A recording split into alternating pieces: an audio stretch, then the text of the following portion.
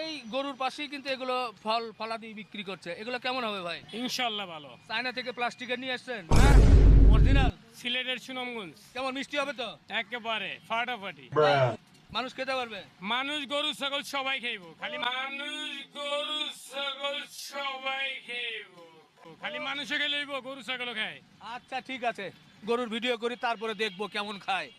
A few moments later. এই যে দেখেন, পিস করা মহিষ, পিস করা মহিষ।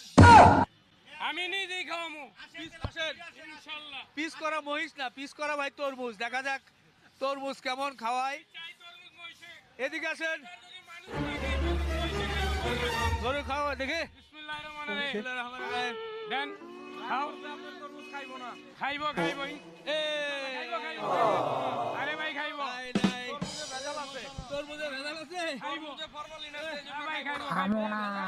আরে এমনি না খাইব। খাইব।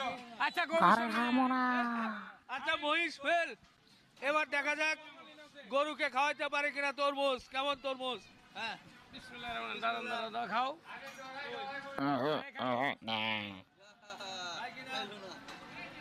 না কই খায় না তো। ভাই তরমুজও ফরমালিন আছে, আপনার তরমুজ ভালো না। ধরা খাইছে। তরমুজ ভালো না। তরমুজ ভাই আপনার ফরমালিন আছে, তরমুজ